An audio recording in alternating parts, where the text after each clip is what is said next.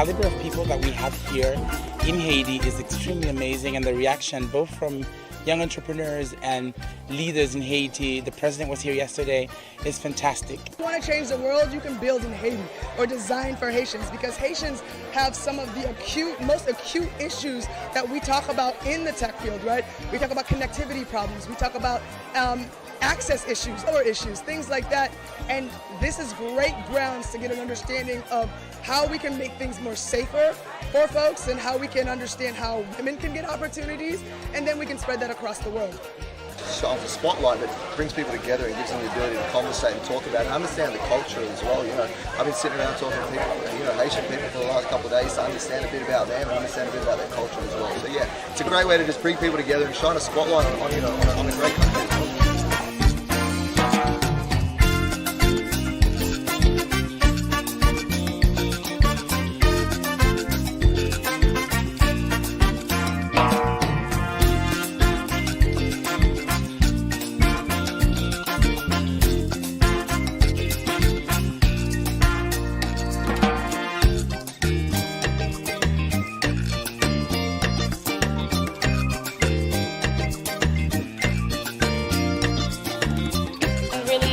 Amazing to see so many people come together in Haiti to figure out what the next step is in terms of getting Haiti on the road to be a more techy ecosystem and successful at it too.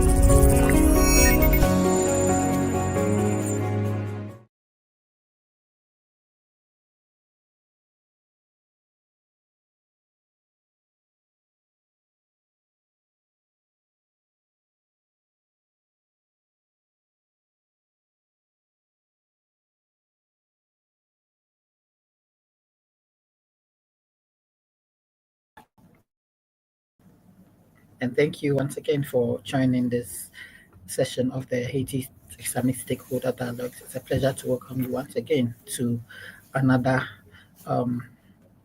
exciting session for this year.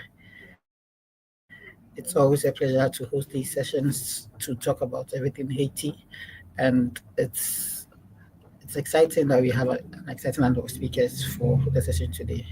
And the theme for this month is Shaping Haiti's Future through Collaboration and Impact, and we have an amazing lineup of speakers to delve into the topic. This edition is special because it reflects the power of dialogue and partnership in reimagining Haiti's path forward. And we bring together leaders from diverse sectors, energy, finance, entrepreneurs, and development who share a common vision of unlocking sustainable growth and build. This acknowledge our host, Christine Tim, who's the founder of Haiti Tech Summit, whose vision and leadership continues to convene these change makers for Haiti's progress. And I'm honored to serve as your host for the session today. So without wasting much time, it's my pleasure to welcome our distinguished moderator in the person of James Limach, who is the co-owner and president of Silo Group LLC, who will guide today's conversation. So welcome, Jamesy. It's my pleasure to have you on the session today. Good morning, Stanael, TT. Can you hear me? How are you this morning? Hi, James. Yes, I can hear you. I'm doing well. How about you? No, so far everything is doing great, and now we're actually looking forward to this amazing special session. Um, so yes, we look forward to have everyone so we can kind of get the ball rolling here. So I'm excited to be here.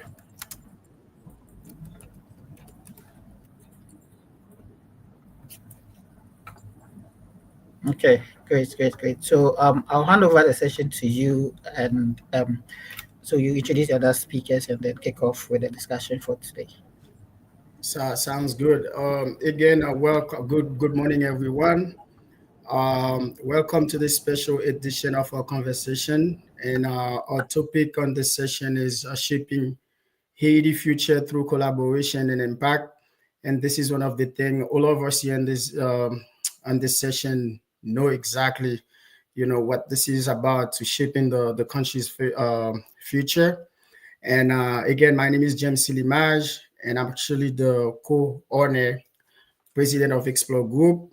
Explore Group is actually a leading full-service general contracting firm company based here in Florida. We actually specialize in new construction, permitting, compliance, remodeling, and also real estate development, accompanied with assisted living facility, bring and convert, residential to ALF compliance. And again, I'm actually very honored and to be here to serve as your moderator for this session. And again, we are here today with this a few amazing leaders who are actually making wave across energy financing, entrepreneurship, and development for Haiti Sherry. We also have our session host Titi and our Christine, the founder of Haiti Tech Summit. And I just want to take a minute to kind of like go over, the amazing work Christine is actually doing. Because I remember back in 2017, when she actually, hosted the first, I think 2017 or 2016, she actually set, the summit in Haiti and the Cameroon. And this was very, very beautiful. And this is something that a lot of my colleagues was looking forward to. So she actually bring a lot of great value and entrepreneurs to the country, and this is something we were looking forward to participate on the next one and the next one. And for some reason with stability, so this never had a chance to continue. And here we are in virtual going over talking about this, how we continuously after years to actually shaping the country future. So again, we just want to thank Christine for this. As we're gonna move forward. Again, now I want everybody in the audience to join me to welcome these two powerhouse leaders. And with me, I actually have Regine Zamor, Director of Development at PSE, and also Lawrence Moreau, Vice President at TPG. Together, we will explore how collaboration, innovation, and community-driven action can actually shape the country in a more resilient and sustainable future again for Haiti Sherry. Since our term is shaping the future, so again I'm gonna start by asking my first question to our panelists. If you guys can actually please introduce yourself briefly and also share the focus of your work that you're currently doing.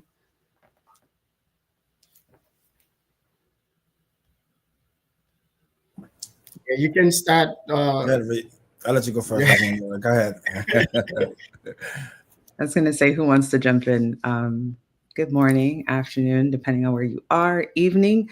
My name is Regine Zamor. I am I wear many hats, so first let me say that. I am the Director of Development at PSC Healthy Energy.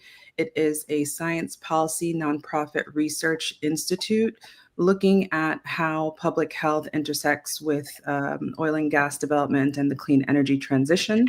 I also, for over 12 years, have been engaged in Haiti, specifically in Cap Haitien, the north, and throughout the country through my firm, formerly called IT Nexus. We rebranded under SVSA, Sustainability Ventures, a few years ago, and we focus on sustainable development, in particular environmental capacity building, as well as strategic communications.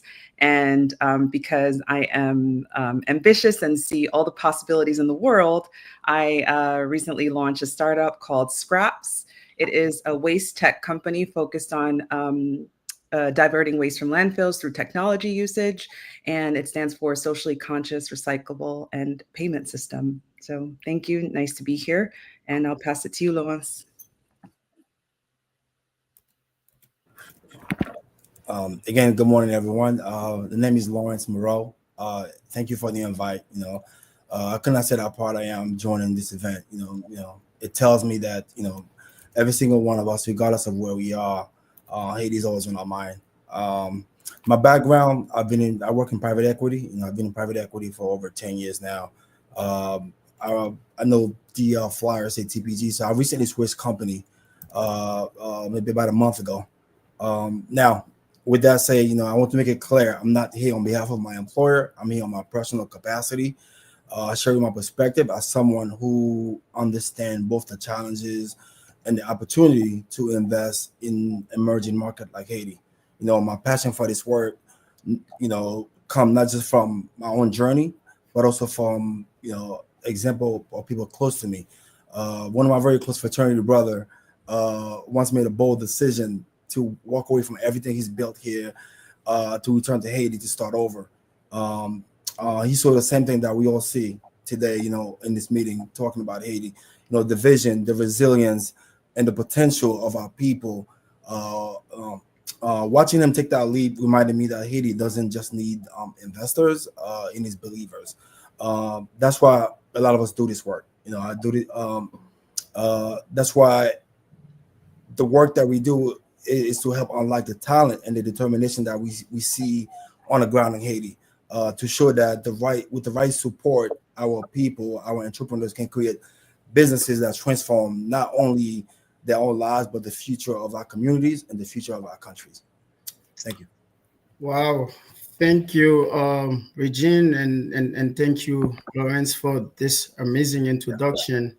And I'll say by saying this, with all this experience, that we're sharing today, and I know whenever we're talking about Haiti, and people always talking why so many people are still not giving up on Haiti, and saying this, people like you guys that are still connected, whether you're busy or not, you still find the time, to invest in the country. That means something for everyone. And all of our listeners out there today that are listening, and we have in the audience. So to know that even though the country is going through everything that it's going through right now, we are here talking about Haiti. And again, I also want to, thank you guys for this introduction.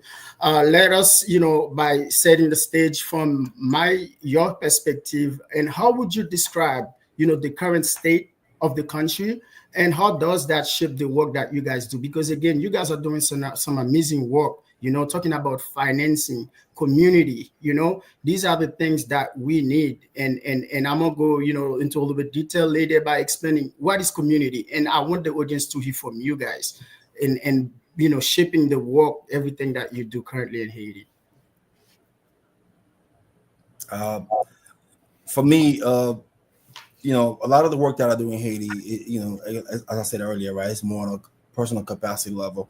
I'm also a member of Alpha Phi Fraternity Incorporated, right? Over the last few years, we partner with HAC, which is one of our main partner. We've done so many amazing work in Haiti. After the earthquake, opening schools, teaching students how to maneuver through our society, understanding what education means, not just from a classroom perspective, but being able to step out the classroom and take what you learn and make something out of it. We've helped build and shape so many young men and young women. And, as I said earlier, right, so when you come to Haiti, right, it's not just a matter of, you signing the paycheck or doing the work, right? It's a passion, it's a love, it's where we're from. The work that we do is always going to resonate. So uh, I will continue to do the work, and by participating, by creating partnership, to making sure that whatever we do continue to support Haiti and making sure that the country see a better future going forward. Why are you not giving up, Lawrence? Why are you still, keep it going? Um, it's not a hard question. I've been here since '96. Um, you know, I returned to Haiti in 98, 99, and then I stopped going. I didn't start going back to Haiti after 2012, the earthquake. And going to Haiti after the earthquake, seeing what was going on the ground, the help that was needed, it kind of opened up my eye to what part of me was missing. I was born and raised there, went to school there, high school there.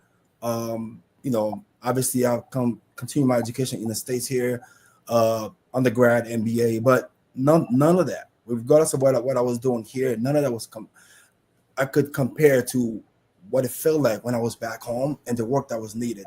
So going home to do the work, to help, being able to help somebody have a smile on their face, it brings joys. It brings joy, it brings happiness, it bring me to a place where where I'm here. It's just not the same. Home is home. When you jump on our plane and once that plane touches the ground in Haiti, it just feels very different. So that's why I continue to want to work. Wow, thank you. This is inspiring, Lawrence. And I'm gonna get Regine get right through it with the same questions, and then so we can continue. This is going great. Love it. Yeah. Your question, how can I describe the current state of the country? I would say it is fragile. If we are, being honest and thinking about all the things, and despite that fragility, I don't think there has been any moment in the country that has stopped the progress that my company, my community, my collaborators, like, it hasn't stopped us from moving forward. We adjust. I think we don't like that word resilient. I like managed chaos, because we know how to move and navigate within a system that maybe others don't understand. But we as people, how we work together, how we relate to one another, how we understand our problems, we are uniquely positioned to be the solvers of them. So I think despite the country being fragile, despite some of the, I would say, despite some of the social issues that have started to creep in because of the fragile state of the country, I do think that there's a lot to repair, but it actually also provides, a new perspective, a new way at looking at a problem, a new way at trying to get to the impact, a new group of people that can come in and start to participate. I have never not seen people not participate in Haiti, not want something to happen, especially if it benefits them. And so that continues to inspire me. It is the most gratifying work I've done in my life. I have spent, 15 years of my life dedicated to Haiti because of the possibilities.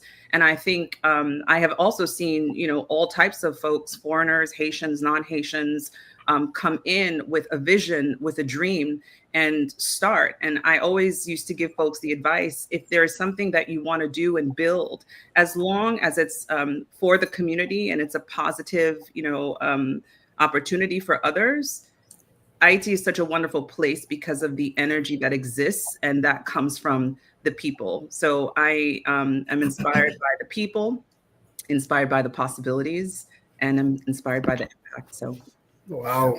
Again, it's exciting, the amazing work that you guys are doing on a community. And again, I know the audience is out there is listening. And again, this is about how can we shape Haiti future. And again, we cannot do it all alone. We need partnership. It's us together. And then this conversation is gonna stay from years to come. And then people are gonna hear it. Why we are doing our part.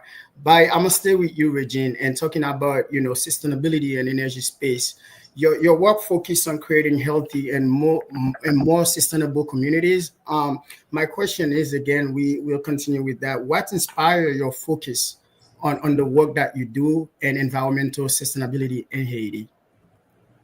I love that question, and I hope folks appreciate the answer, because it's going to start with something non-conventional, and that's trash. I have a story that I like to tell about my relationship with trash, and it started by going to work out in the morning. Like we in Haiti live in our environment, right? You're not separated from it. And so, wherever you go, wherever you're passing through, you are living with the problems that exist, as well as the beautiful environment that exists. And we have a trash problem in the country. And we're not the only country that has a trash problem. This is across the board. And so, every day, having to experience the waste crisis, and also living on the ocean and understanding what that meant for marine life, I think that was deeply personal for me. And as I started to learn more about design and sustainability and creative ways of approaching the problem, it turned everything around for me, because waste was actually an opportunity, not a problem. And I started to through a few different programs and different things, I wanted to focus on the innovation aspect. And I started to understand, like, our problem is actually someone's solution, and it's our own solution. Mm-hmm. And waste transformation is a wonderful opportunity. I spent many years researching waste, not just in Haiti, because in Cairo, in India, in Bangladesh, in many different countries, and in the Caribbean, there is a waste crisis. In rural America, there's also problems with waste infrastructure. So this is not a uniquely Haitian issue, but that was really the tug for me of something specific that I can do. And the innovation, the way we could bring modern technology, we can create a circular economy. It really was the answer to everything. And I feel as someone who's bold, who likes to be ambitious and change systems, it felt like a very important, but like cultural aligned system, the circular economy. And I will say that if you speak to, the older generation of Haitians, they operated differently. We always recycle. We still recycle in Haiti. We reuse bottles, bottle deposits. My mom talks about carrying lunch in a banana leaf. I think that it is a part of our culture, and now it's called the circular economy. But how can we, take something that has been a part of our culture, merge that with new types of materials and waste to create this economy where communities and people can thrive? So, my work really came about through trash, which I think people see as this thing that no one wants to look at. And I look at it deeply, to the point where I like to talk about my relationship with trash. And if we actually sit with that, we will understand how many materials and how much it is a part of our environment, enough to be bold enough to address it. Wow. This is great, Regine. Before I even go deeper into investment with Lawrence, and talking about trash in Haiti, and I remember back in 2021, and there's this project that our company actually bid on it. It was in Cap-Haïtien, Cathy Morin, where this was a big project, over 30 million something plus a project, where, we see how things are coming through and right now, and compare, when we're talking about collaboration, and I'm always asking myself,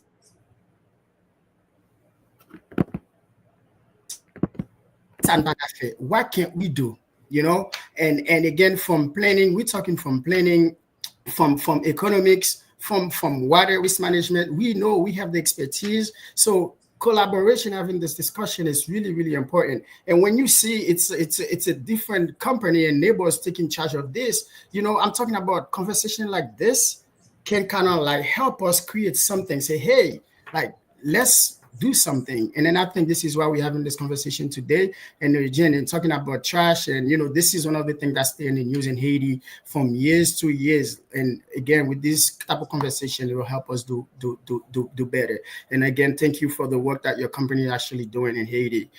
Again, I'm gonna go into deep into investment and side. Lawrence, as a vice president at TPG, you are the frontliners of making impact on investment. So you know how hard it is in Haiti. When it comes to funding. So tell us, what is your motivation with your investment work that emerging market like Haiti? What motivate you, your investment work in emerging market like Haiti? We want to hear from you. Again, thank you so much. I wish I was just the only person making decision, but it's usually a team of investors, who gather around the table to look at ideas, to look at how investment will work going forward. What motivates me? Obviously, what motivates me most about the idea of investment, can be it's that the fact that investment can be a powerful lever for change. Too often when investors look at Haiti, right, they see risk. Uh, you know, they look at Haiti as an instability where there's limited infrastructure and political challenges, as we all know, over the last few years. That's been an ongoing crisis. But again, for me, when I look at Haiti, I see something else. I see resilience, I see creativity, and I see a young population that is looking for an opportunity. For example, in Haiti, a few years back, I've met a young founder who created a solar energy solution in his communities that brought great power in an area that has never reached anyone before, right? So that kind of lifeline not only give family access to electricity for the first time, but it gives children the ability to study after dark. That kind of entrepreneurship, motivates me because it proves that opportunity is not absent. It's simply waiting for the right support. Investing in Haiti to me has a multiplier effect, right? Like sort of like a domino effect. Any small injection of capital in Haiti in the right business can create a huge domino effect, right? Not just creating jobs, it'll stabilize families, inspiring confidence in others as they see me and others invest to pursue other ventures and other ventures. So for me, it's clear, right? Investing in Haiti, um, uh, you have to use your capital as a catalyst to unlock the local potential and build a foundation that can sustain and last for a very long term. Um, Again, investing in Haiti, it's not just about bringing in capital or bringing in profit, but about sustainability, about recognizing that there's talents there. They're just looking for the opportunity. Great. So your company, what is the most three areas in Haiti, you have invested for the past years? Not my so my job per se. So it's very interesting, right? Because I heard Regine talking earlier about sustainability. I sit on a platform that oversees $29 billion, Wow. right? Okay. So that platform have investments all around the world, from Asia to South America, different places. But one place that's never come up during conversation is Haiti, and reason so is security, right? Obviously, when the deal team sits around the table to make a decision around investment, they look at how do we protect our capital, right? How do we protect our investment?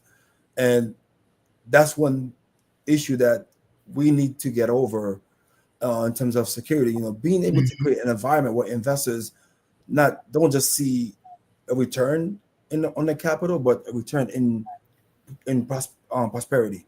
Um, I hope and wish that one day, the next time we sit around our table, one of the investment that comes up is on the ground in Haiti. I talk about home a lot around the table. Everyone knows, they know the work that I do from a nonprofit perspective, I'm continuously always fighting, to making sure that one day, I can get a small portion of that capital to bring back to my homeland in Haiti. It's a fight. It's an ongoing fight, but I believe that one day, we'll get in the right place.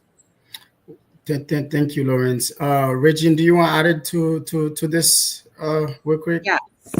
Yes, because I think if we're talking about capital, and I'm not in the capital space, but I will say that, the other types of benefits that come from investment that are not being counted are just so impactful and so large. And I think that is one of the the downsides of the traditional investment model, in particular when it comes to Haiti, why, everyone's looking at the risk and the security.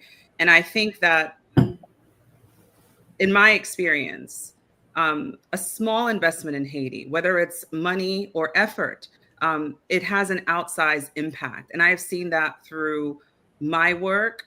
I've seen people, interns that want to be an accountant or, the traditional Haitian professions of, accountant, lawyer, doctor. I've seen people come in through our doors as interns wanting to be that, but with exposure, ending up in being a brilliant mind and a change maker, not just here, but, across the world. I think of the local impact to communities. I think of the innovation, right? Like, who is counting that, and how does that influence where funds are invested? So I think it's such a disservice to boil it down to just economics and risk, because we're essentially saying those are the only things that are valuable. And to connect this to trash, this is why we have a trash problem, right? Because there's a thing called negative value waste. Like, once we use the waste, it's considered waste. It's no longer value. There's no value on it. So it costs money to do something with it. And no one wants to do that, even though that would unlock a million types of other opportunities for innovation. So it's such an interesting dilemma and a tension that I sit with, in particular with waste. And that's why it's a crisis. But if we can look past traditional investment models, and I guess then you have to be okay with the return not necessarily being money, right? Because money might come down the line, but it might not be the first impact. So I'm speaking completely from someone who's not in the finance, the investment space, but I see that as a business owner and as an innovator, how it really does make it difficult. And what happens is, we put our own money where our mouth is, and the community puts their own time and effort to get something done. And, it just takes longer. But if there's a way for investors to see outside of the economics and risk, I think they'll be surprised by what they'll find. Well, I agree.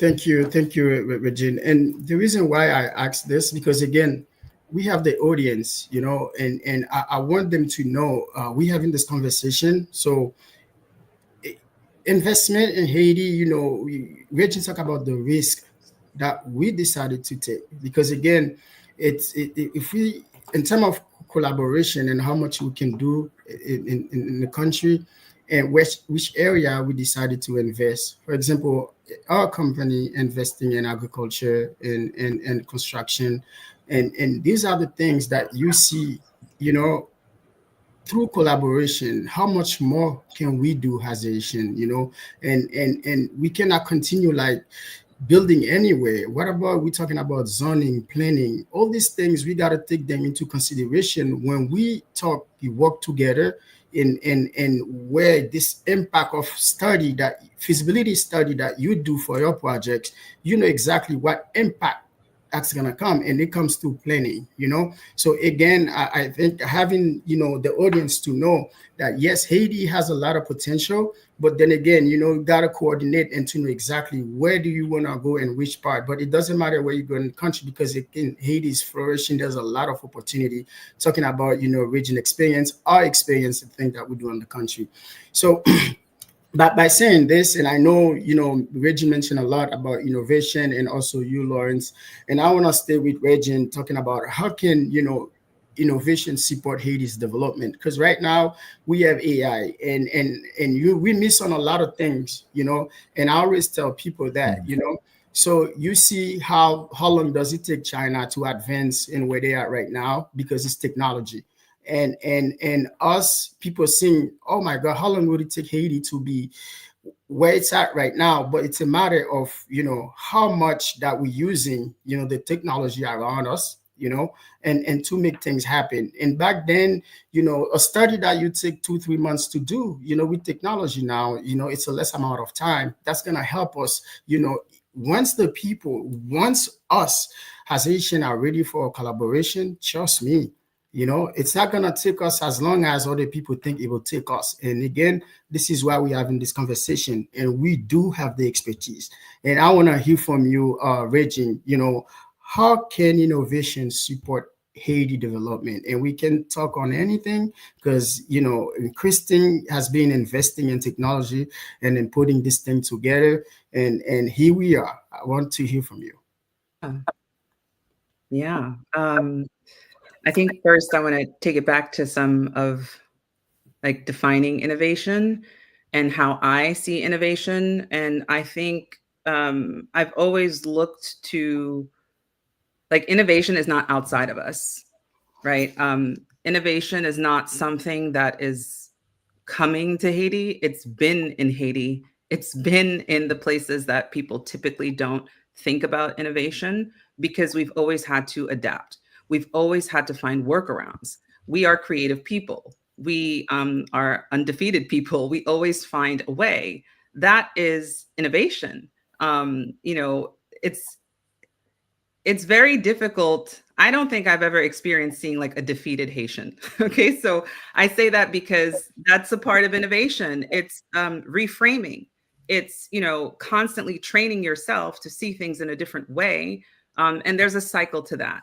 That is our lived experience. That is essentially our history. So I think that I find innovation in, I call it like local ingenuity. And I tend to see this in places where, people are traditionally overlooked. So that has been, in particular with waste, that has been for me a place that I've been inspired by. And in a way, I almost feel like everything is there. It's the connections between people and opportunities and systems that are lacking. And that's where I particularly like to, I think that's where my talent is in terms of being a strategist. But I think in terms of my work with waste management and environmental sustainability, I think that is where the magic is, because it's not about teaching someone something new necessarily. I think it's just about, adding small bits of exposure, of connecting people to allow them to build.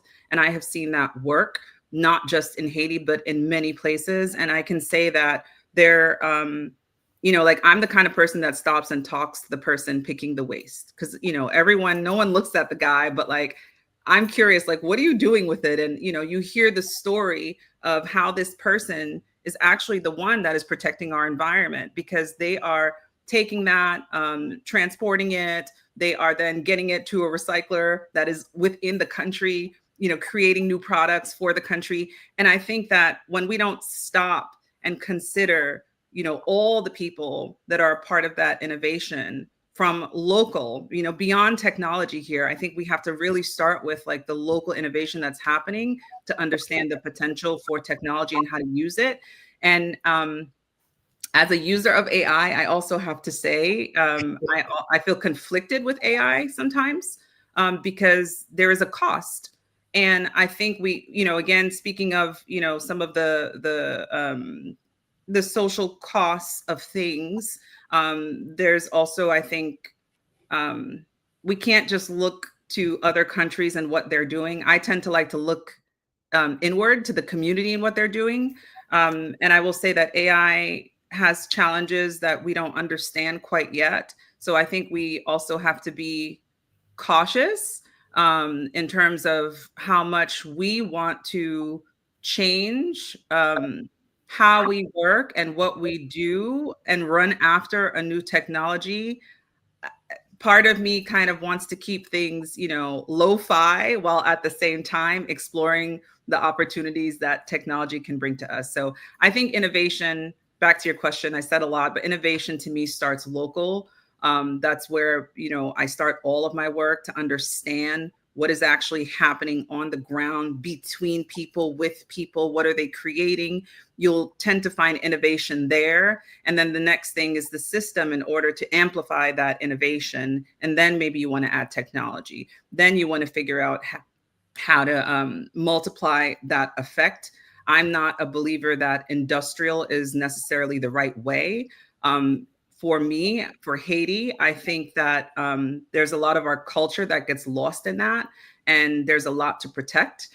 So I think regional, I think community centered, for me, that's most important. And I would hope that technology doesn't take away that that culture that we fought so hard to keep all of these years. So I have a very unresolved relationship with technology as much as I use it, but I do have 150% investment in the local innovation that's already happening.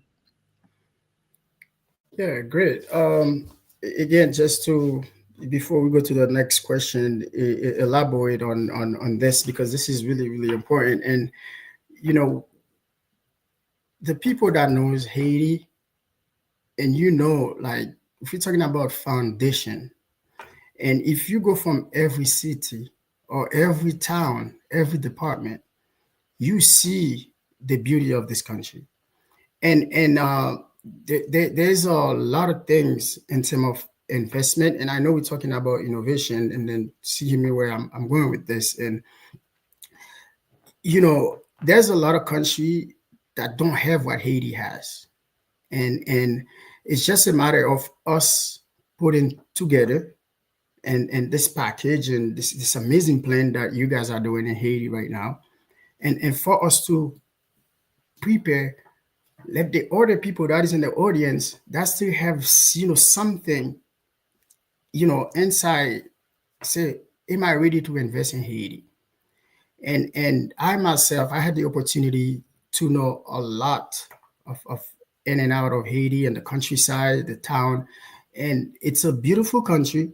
And again, region, technology or not, I think we will for sure, secure, this amazing island that we have. And again, I love, the fact that we elaborate on, innovation and support in Haiti development. And I like, the fact that the way you mentioned that and let the audience know that no, we got to slow it down. But again, on every level, what are we going to be doing? So we need to have a plan. So this is where we are right now, in planning stage. We're talking about this. So the engines know that, that's the plan. And again, we're not going to lose what we have for Haiti, Sherry.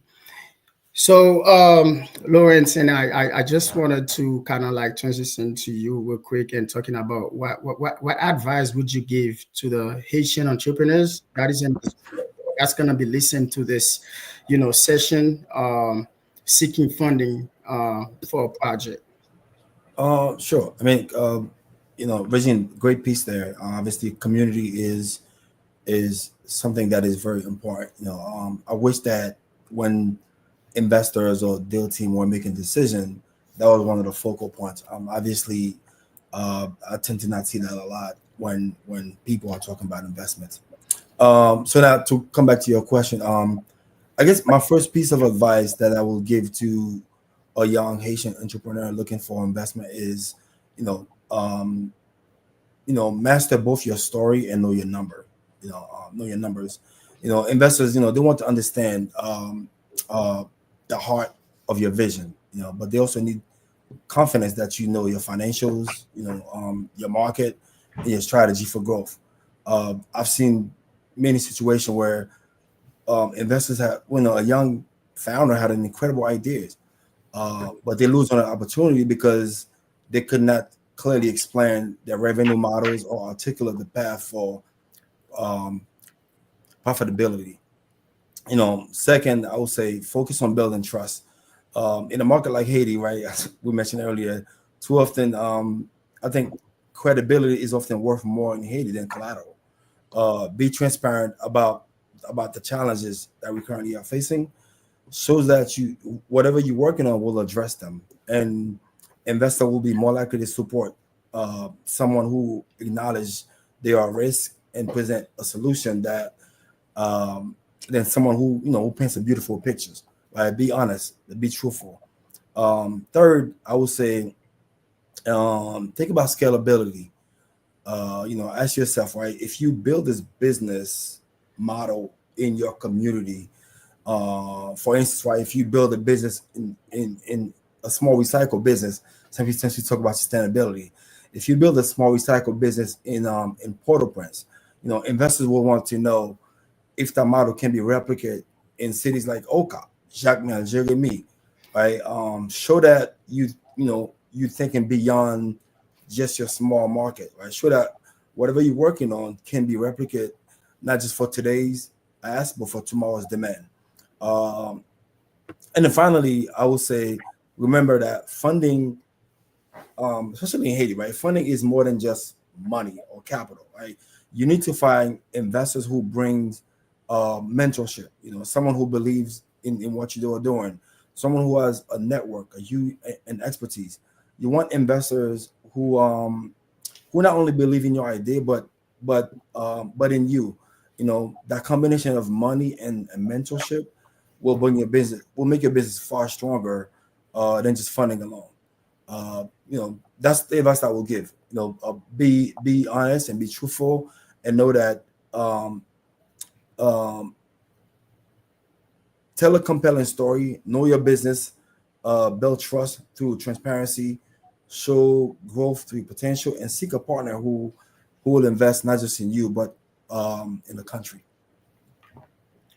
Oh, great, Lawrence. One of the keyword that you mentioned is network. Okay, Yeah. and we also want the audience to to know the importance of networking, and this is exactly why we have this platform. And I know the conference, it has normally happened face to face where people come and go and meeting people and things like that. But there's one thing I always mention to a lot of the people that I talk to. Most of our business and our connections are through networking. And we always mention and talk to people.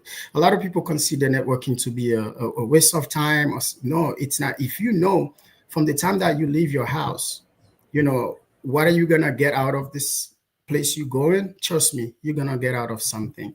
And what I always mention is, networking is, you don't go like to an event where you're trying to get everybody's phone number, because there is one thing have somebody's contact, and there's another thing to actually maintain that relationship. And again, I think through networkings, and I can go on and on to see the beautiful things that happen for our business. So we find a way to keep up. I don't just come to this event and I met with Jean, I'm like, oh, I have you locked in my contact, but what next? And I always tell the people that I talk to, and when you have that contact, how do you reach out? Do you have that contact when you need, you just call? And me, I'm the type of person, if I'm in need, I'm going to keep calling because I'm in need. And I know if I need you and I don't take anything personal, then we always kind of make sure that you're so busy, but you've been working for the past 10 years. If I need some mentorship, something from you, then I know you probably be busy. So what I do, I keep on calling, keep on checking. So make sure until oh, James is really need me. Let me give him that 15 minutes. And once you give me that 15 minutes, then I'm going to use it, because I've been trying to get you on the phone for the past, months or weeks.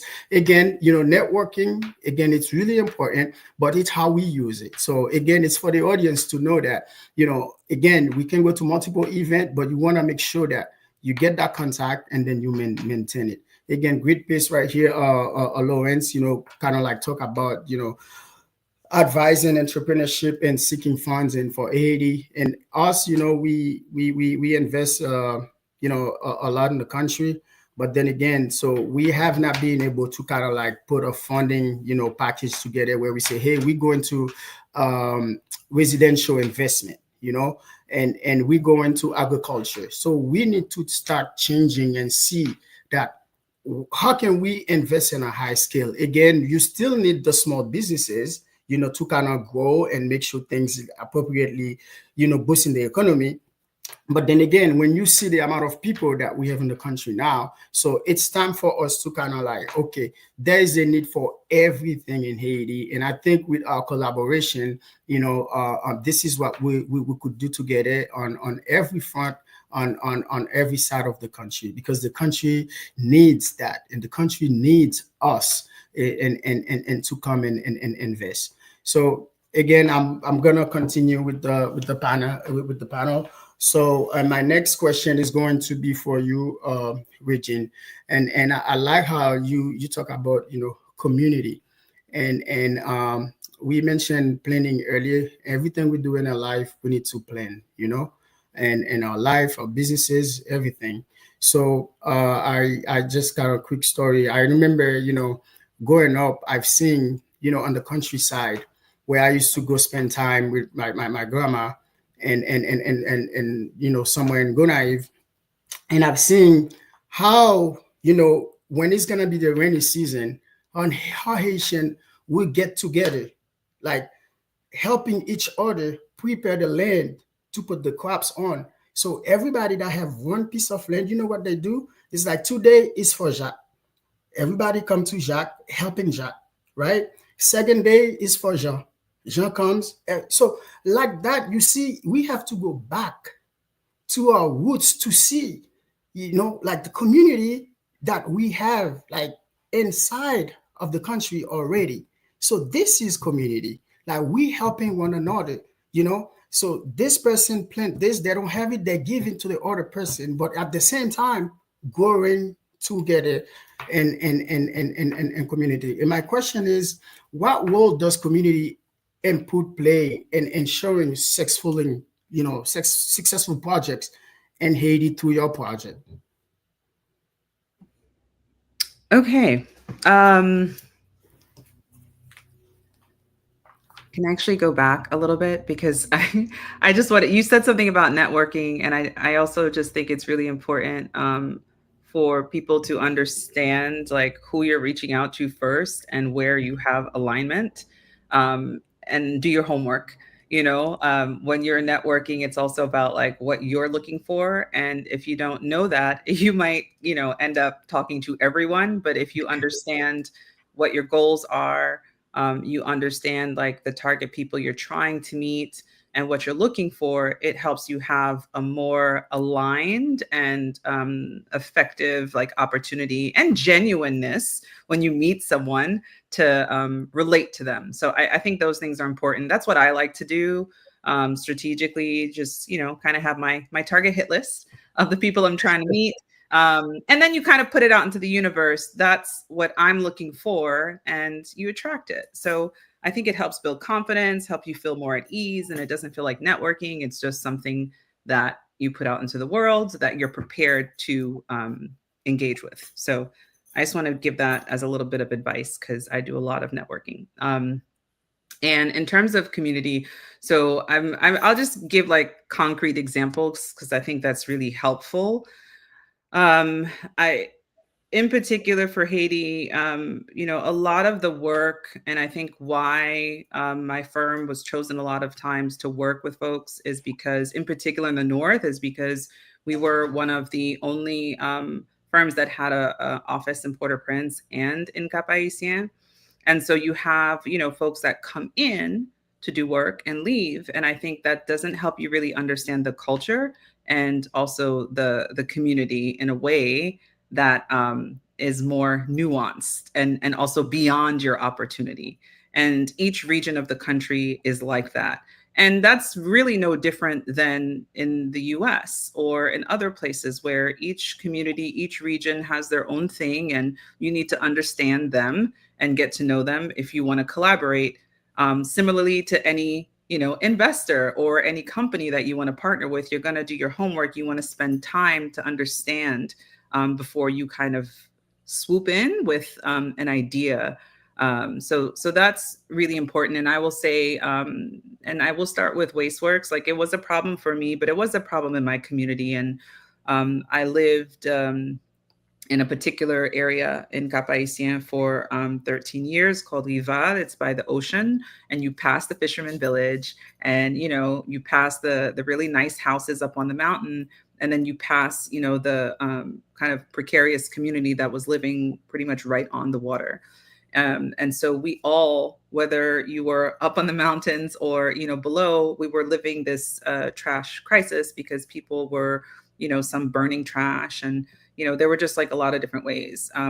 I participated for 8 years in the Table Sectorielle d'Assainissement in Cap-Haïtien for the landfill before the landfill actually happened. So every week I participated in those meetings, and I was present at the mayor's office giving a voice, advocating for household level recycling, because it seemed to be not enough, not sufficient for us to have a landfill where we were just dumping waste. There was more that could be done with it. So I participated, but in my community, when I went home, I had to, drive through that waste, and also spent time doing surveys. My reputation, my name, my company's name is very well known in the community. And so, we could go door to door, talk to households, understand their challenges. Similar to like electricity, waste management, you will have people that pay for the service and don't get it. They're just desperate for the service. We talk to the waste transporters, and sometimes that's a person that picks. Sometimes it's somebody with a wheelbarrow that's just going door to door. Sometimes it's someone that has like a pickup truck and they outfit the truck. And so we also understood, from their perspective, like, what are their challenges? How do they outfit the truck? What does that look like? What does that cost? Can they take more volume?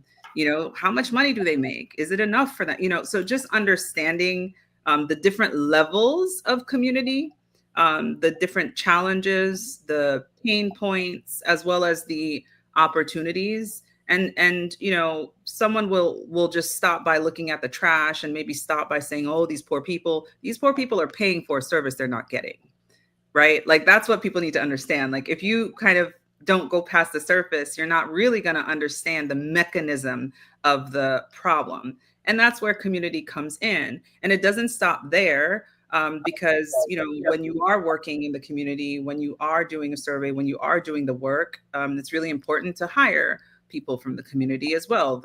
So a lot of times in my work, whether it was like surveys or different kinds of opportunities, we would recruit from the community, train folks, because it's really important. And now even more so because of just what's changed around security in Haiti, it's really important that you hire people from the area and train them up, because people are more comfortable with them. They're familiar.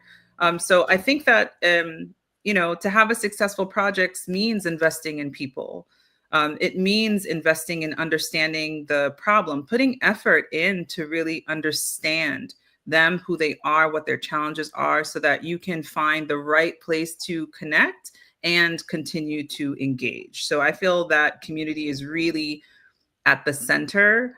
And, another example of how I've personally benefited from this is, when I looked at waste, what I built was just where I saw there were disconnects between people. I did not actually create anything new. Everyone was already there in place doing what they should be doing. It just needed to be elevated. So I would not even be able to, I wouldn't have had that opportunity. I wouldn't have seen, the potential for creating the circular economy and this new system without understanding from a community level, as well as from the innovator, the waste transformation companies, understanding some of their challenges. Like, I wouldn't have been able to bring those pieces together without the community. So I think it's really critical for building, for innovation. I mean, if you do any kind of, user testing or design, user design, sustainability, circular type of design work, I think that's become like the focus. the individual, but beyond the individual, I think in many places it's also the community. So Thank you, Regine. And I want to add it to, maybe add a question, extended question is, one of the things that I see in Haiti is ever since growing up is the plastic, and everywhere. And we have, colleagues that are always looking at opportunity. This is one of, talking about investment in the country and with your company. So is there any potential of investing and turning those plastic, or maybe I'm not sure if they can go through the process or not, like where we collect all these plastic and turn them into, like maybe garbage can, or maybe like chairs, tables for schooling and things like that. So I know, again, we're talking about collaboration. And if there is one thing, I think before we even talk about, collect the garbage, what are we going to do with them? Now you see, and there's energy, where you collect waste, you could turn this into energy and all these things. But again, with the plastic, so do you see an opportunity where, like a group of investors come together, say, you know what, we're going to collect plastic just like metals, so we can start producing and creating jobs in the country? yes, and it's already happening. So I think that's, it's maybe not happening on a large scale where we can see it, but it actually has been happening in Haiti for quite some time. And, I just want to kind of pull back, like in particular in the Caribbean, and it's a word I don't like to use, but in the global South, let's just say, just so folks will understand me. And I think reuse is something that is common. Repurposing, recycling, using something for something else like that, that's a part of the culture. So it's already been there. In particular for plastic, there are several Haitian companies that have been operating for quite some time that are transforming plastics into the cuvette is like a round like bucket that you wash in. So, we've had that already. There are a lot of folks that are picking the waste and collecting it, and then it gets exported. So I think that's where there's an opportunity that instead of exporting, we can actually have local waste transformation. And I think that, one of the, I think, wonderful, inspiring cases is a good friend of mine, someone I admire a lot, is around soil, that does the human waste container-based composting. So they found a way to compost and reuse human waste and providing container-based sanitation. And Soil has been doing this for a very long time, and they are expanding. They are, I think now really kind of making, gaining traction and recognition for the work that they've done for quite some time. So I think we've had, there was a company a while back that was doing charcoal bricks. There's always been these types of innovations. There's microgrids in the south of the country, in Les Anglais, that I've seen, and I know there's an organization, EarthSpark International. So I think there's a lot that has happened, that is still happening, that it's just not getting exposure, or maybe it's not visible or scalable to the point where there's this larger impact that we can see and count on. So I think that's where we should look. And also not just looking at those groups, but people that are doing it at a smaller scale, the folks who are also organizing them. I know there's folks that are training youth in technology. I believe Castelline Tillis has been on the show before, who has Academy. There's just so many people that are convening these entrepreneurs, training them, helping them to modernize, helping them to build at their capacity. Maybe there aren't folks scaling. I think there is an investment issue, but I think we can't wait for investment either. Like, I'm not waiting for investment, to be honest with you, because if you wait for that, you'll be waiting forever. I think the Haitian spirit is to solve the problem. And so we have a lot of problem solvers. And I think when investors are ready and we can amplify that and people can see it, they'll understand, we've already found the solution. Now can you come in with the investment? It might not be the return that you're looking for, but it is going to be a real concrete solution, and they exist already. So I'd love to see more investors taking these types of risks. But I also know many of us in Haiti are not waiting for that to happen in order to move. So Wow, this is amazing, and good for actually sharing this with the audience. And I remember, talking about that project, that waste management project in Cap Haitien, when our company was actually preparing the bid proposal.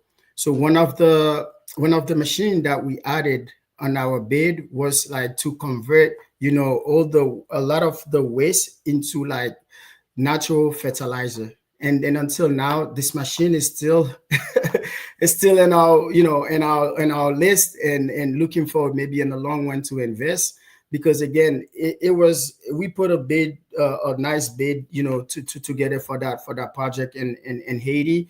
Again, this was a part of it, and I'm glad that there's a lot of minor scale of projects happening in the country and different side. And I actually worked in Les Anglais. I work with work, and multiple projects back in the days. And she has a very mini great project that she's going throughout the country here and there. So again, these are the things again we want the audience to know. And this is why we're having this conversation. Again, we have the expertise. It's good to share. Other people know that you could do it. And yes, in Haiti there is risk, but if you get the right people together, then I think it's gonna lower your risk a little bit to know exactly where you're going. You don't need to invest everywhere, but you kind of look at an area where you said, I want to do this. And I'm looking at the cocoa right now in Haiti is booming. Real masquerade, castor oil is booming, but they're booming on a lower scale. But there's a lot of company that's writing proposal right now to kind of extend that to the country, because our castor oil is one of the best. So again, I think this is amazing that we're having this conversation, and we want the audience to know that, like, Haiti Sherry, it's gonna get back on its feet, and with people like us having all this expertise, like, let's start collaborating so for us to get something together. So again, Lawrence, I'm not sure if you wanna pitch in something before we go to our last a question before we have the audience and ask respond to their questions. My apologies. I didn't realize I was on mute. The thing about Haiti, as we all know, the opportunities there. This, it's just a matter of, like you said earlier, right? Knowing how to package it together and put it in a binder and present it to an investor. Investors at the end of the day, right? They looking to make a return on their investments. So if we can. I know the main theme I heard today was community, right? And with community, when communities get together, there's definitely a return, right? Not just from a capital standpoint, right, but from a value standpoint, right? Because if the community can create value, that then turns to capital, that into a bigger returns. The issue that we need to get over is knowing how to package it together, knowing how to sell Haiti. We all know this, right? Over the last few years, whenever you Google or click Haiti, all you hear is something negative, right? So we need to change that, right? Because we have the power, and there's so many of us. We need to create an image of Haiti that is, that overpower that that negative image that everyone assume and know of Haiti. It is all on us to do our part to making sure that as we continue to work on behalf of our homeland, we continue to do it in a positive way. Great, excellent. Thank you, Lawrence. And now I think I wanted to bring you guys back together and on a forward-looking note. Looking ahead, what is one key action or mindset shift that you believe could make the greatest difference in shaping the country, from Haiti, shaping the country's future through collaboration and impact? Uh, yeah, for me, this is one I wrestle with a lot. I think looking ahead, the greatest shift I think that we can make to shift the country is build a stronger integration with the diaspora community. Uh, you know, Haiti has one of the most active diaspora in the world, right? Millions of professionals, business leaders, skilled individuals living abroad. Most of them are already sending, contributing to the country's economy. If you look at last year, I think the number was around $3 to $4 billion, right? But too often their knowledge and their network and their investment capacity are left on the sideline. I think the country need to imagine a better way to integrate the diaspora. Imagine what could have happened if we moved beyond, just transfer, right? As they always say, right?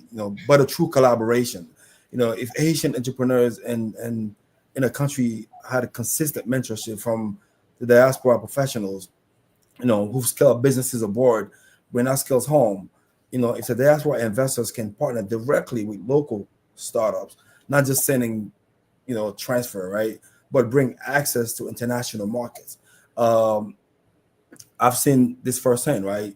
I said before earlier, my own fraternity brother who left his state and then life in the U.S. to return home because he believed in the resilience of our people.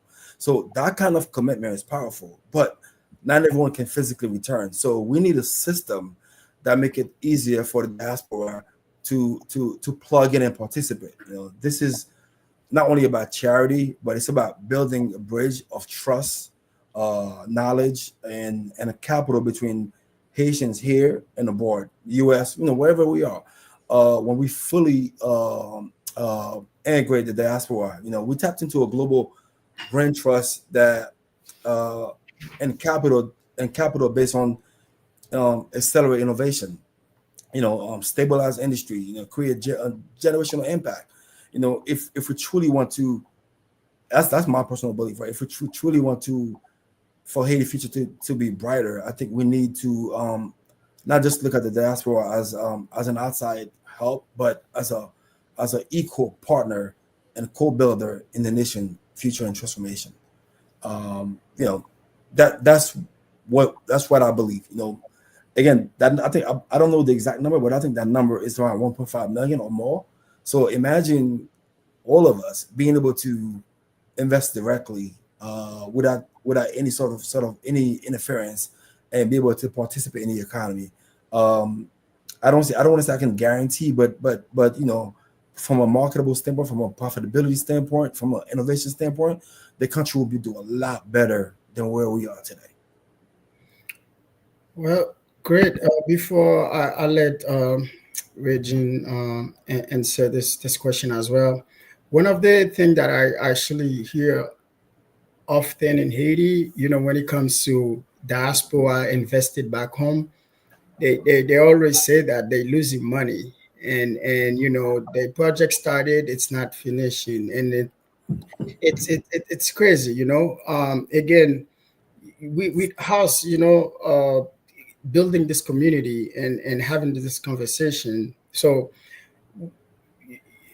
it's you just need to get in touch with the right people, like Reggie mentioned earlier, in terms of networking, because family, working with family, they're losing money. They decided to go, like these things that are changing right now in Haiti with technology. You see, now you will be able to see your construction going, you see that's happening. So these are the small benefit on talking. But again, the diaspora are always, having that chance and say, hey, like, should I go to home right now? People can barely travel now going back to Haiti, and invest. And their projects is slowing down. You can even send like $1,000 or more in Haiti right now. You see, all of these things are affecting the country. And talking about the diaspora, Lawrence, and I like that is, first in the ground here. So what do we do? And how do we focus on the countries that have an impact, that us doing the best we can, and Haitian electors here, and then having them helping and see all these things that are stop us from doing a lot of things. Again, I think, yes, I think that is great. And then for us, you see the diaspora now I see how this generation want to go to Haiti now. They're looking Haiti and TikTok and WhatsApp and Facebook, Instagram, but they want to go experience the real Haitian food. Like, you don't know how many people from this generation want to go to Haiti right now. And once the country is open, we need to be prepared. And this is why, again, we're having this conversation. We tell people, do not wait for the last minute.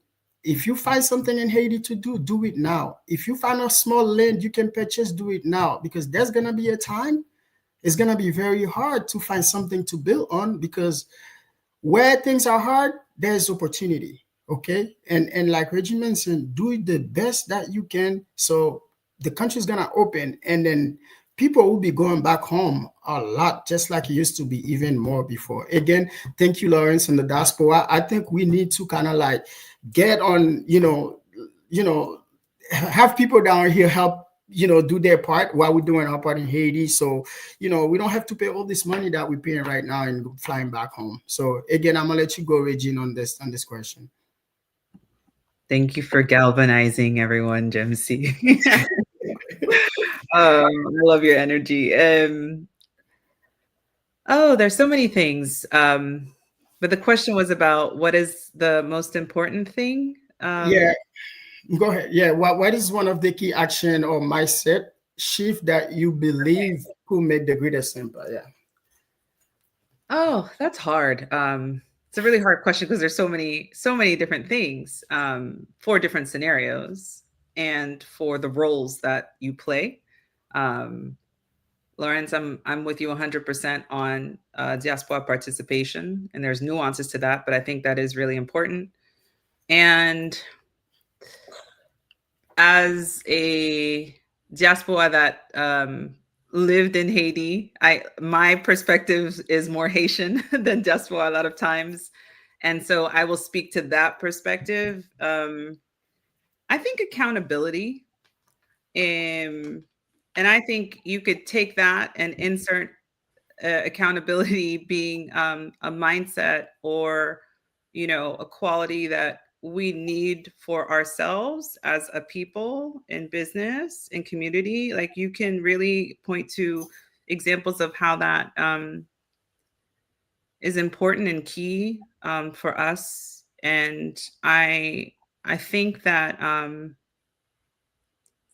I think there's different realities sometimes that we're living in Haiti, and different perspectives that don't allow us to like see one another to the point where we hold our own selves accountable. And I think that's important because that's for me like a part of the division.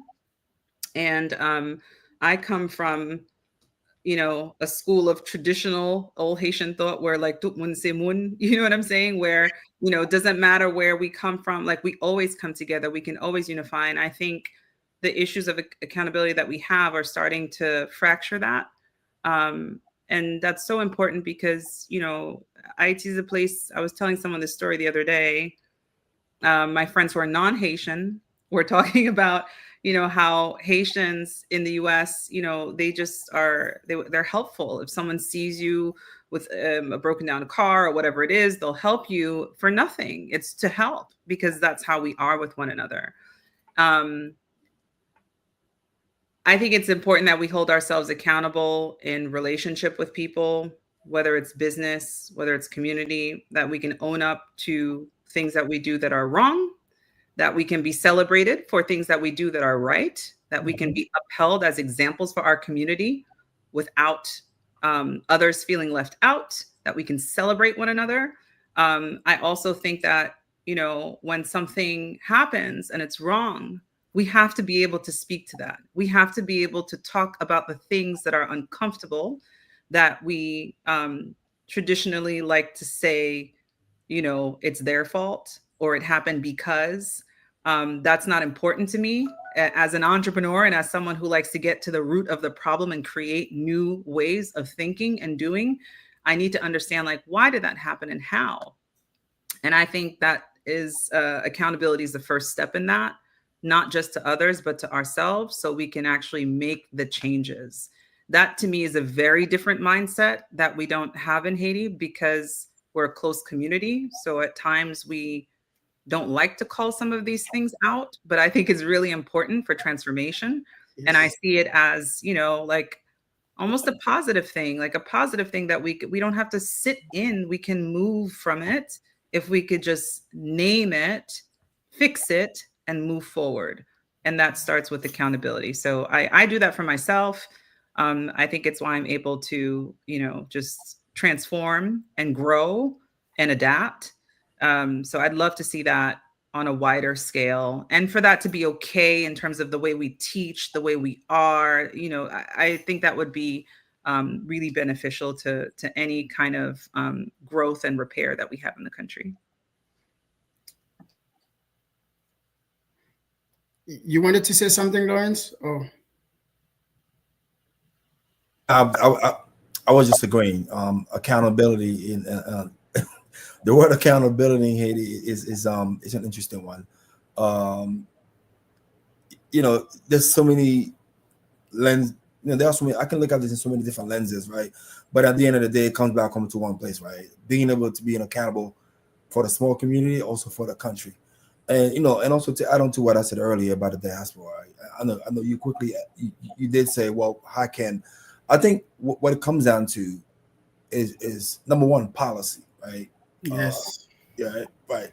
Having policies and laws that look at us, not me, right? Because I'm on the ground in Haiti all the time, but I'm saying like from a policy perspective, right? That look at us as not as outsiders, right?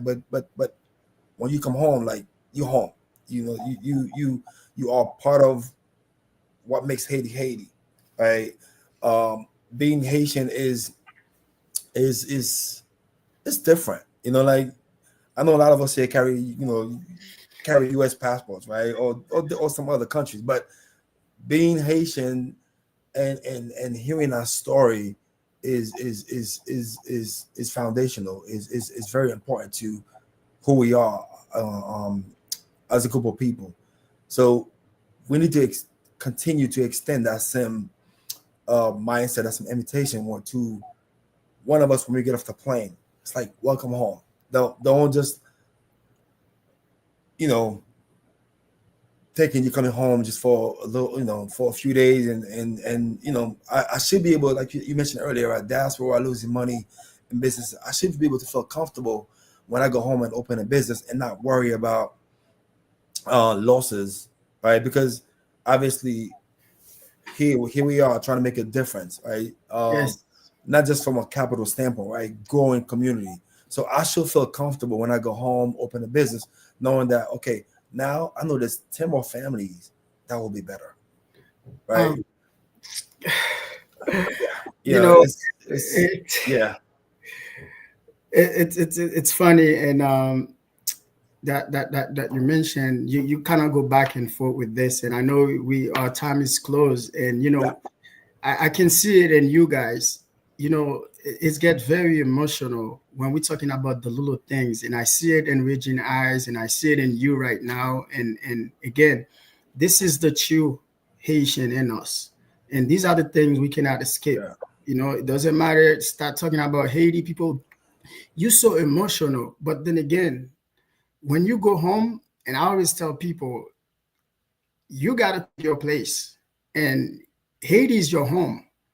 And it's not anybody's responsibility to tell us that, oh, go this way. And again, this platform, this is what Christine created, is to help us stay connected. Know that if you're gonna invest in Haiti, who should I call that have done the experience? And Regina has been in Haiti for years, and she knows exactly what I'm talking about. So again, I think you do too, Lawrence. It's a matter of now with technology, as I mentioned, things are kind of reduced a little bit, and now we are putting to be working more with professional, and one of the idea behind our company was to kind of stop that. We're working with people everywhere, in the state with their project, from Lekai, Gonaive, Okap. Here's something that you will get every little update on what's going on. But again, I'm glad that we were able to to touch on this. But when we go home, we are like water. flowing and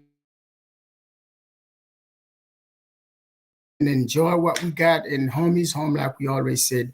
Again, I don't know. Like I said, we do not have too much, a lot of time, and I think we can take a couple questions in the chat. I don't know if everyone, and I think we can pick on what to answer. And I know Wozadme is asking a few questions. We have Fadia Jean is asking a couple questions before we can close this session. Again, I have to tell you guys, this has been amazing. And one of the things that I see at the end is the emotion that when we're talking about these little things in Haiti. Again, this is us as Haitian. So do we want to pick up on the questions, or you want me to kind of, I don't know if you guys have access, I can kind of, I can jump in. I was actually going to type. I can quickly respond because I know we're short on time. Yes. But mentorship is important, Fadia. I think there are a lot of people and companies that have been around for 25 years that I look up to. There's a lot you have to learn by doing, but I think having good examples and having people you can reach out to is important. So the approach to identify a mentor, I would say that I feel like in Haiti, we don't have as many barriers as in the US and other places between, people at different levels of success, whether it's professionally or otherwise. So I would say get on LinkedIn if you're able to. Reach out to people. And also, what do you want out of a mentorship? If there's a certain industry you're looking at, then you want to focus on that industry, see who's there. But if there's something that you want to grow as a leader, then that person can be in different industries. So I think also understanding what you might want out of that is really helpful, and it also will help the mentor know if they can support you in the way that you need. I think that's really important. So I think LinkedIn has been a great tool. I've met people that way. If it's still possible where you live to go to certain events and things that are happening in Haiti, if there are, meetings at your municipality, if there's, any way to engage, I think you will find a mentor. And Woz had asked about integrating youth, which I think is really important. And I will say, because of my work, youth are not necessarily at the age to work, right? Because they're in school. But I have traditionally supported interns. I love HELP, the Haitian Education Leadership Program. We've gotten interns from them that have gone on to become employed. And where possible, when we have projects, we will engage with interns. But there are several organizations that do a lot of work with youth. And if there are community activities, or if we participate in an event happening in the city, there's always some type of educational component. And I'll say that's how I tend to engage youth a lot. In particular with waste, I will tell you there is an education component to that part of my work. Where youth and everyone will be engaged. But that's something important that I know others might focus more on. But that's really an important question and call out. So thank you for that. Yeah.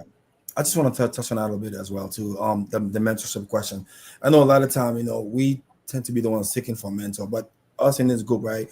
If we see someone who thinks need mentorship, we should not be afraid to approach them. I know I mentioned several times me about fraternities and whatnot. I know for me, I was approached by my mentor. I didn't even know what I wanted to do. I was in a space where I was trying to figure out life. My mentor approached me because he saw something I didn't see in myself. I got approached and it was a weird time. So the first question I was asked is, okay, hi, how are you? Nice to meet you. But the next time I see you, I want to see your resume 5 years from now. I was like, what are you talking about?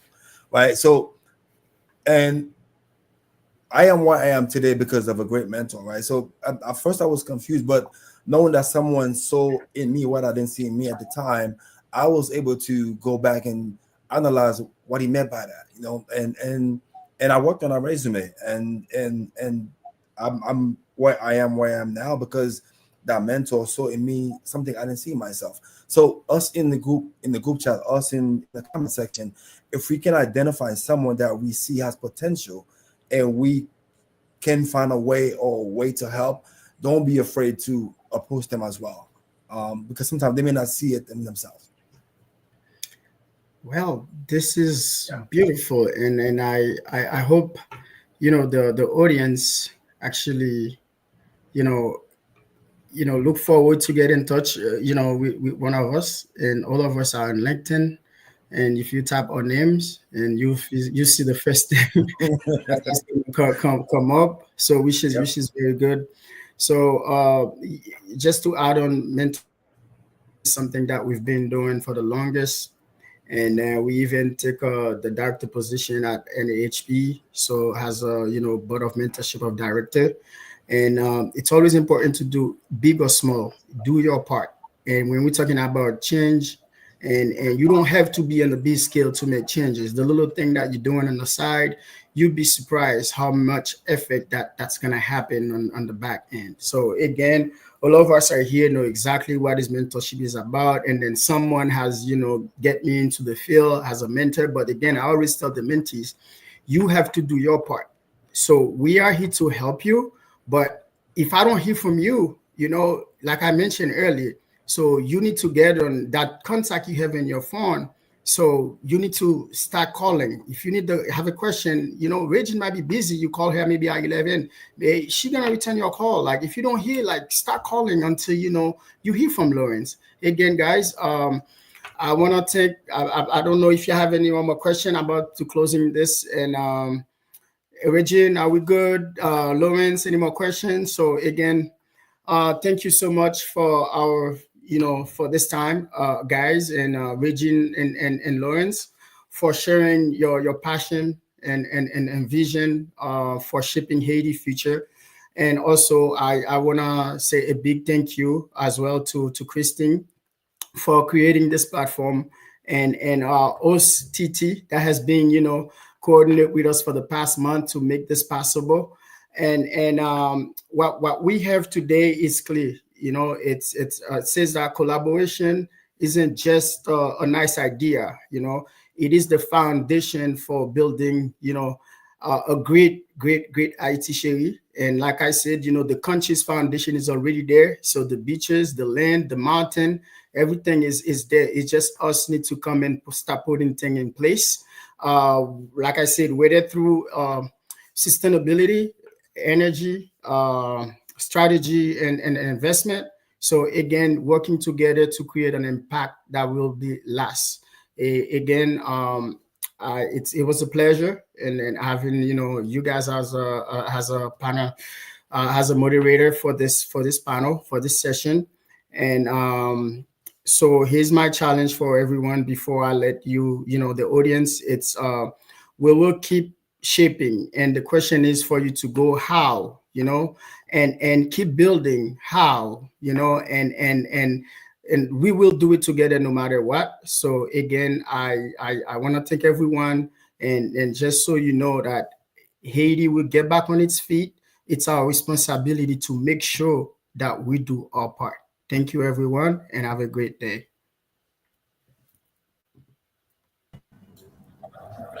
Thank you so much. This was an amazing panel.